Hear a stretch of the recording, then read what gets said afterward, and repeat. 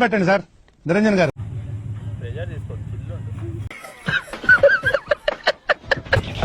Okay okay కష్టపడాల అలా తినేసి కూర్చుంటే ఏటి వస్తా చెప్పు.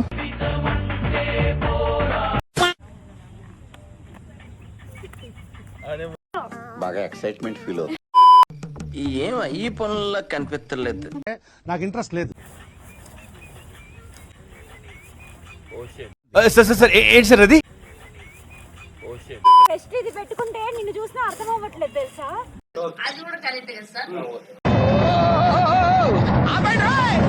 One eternity later.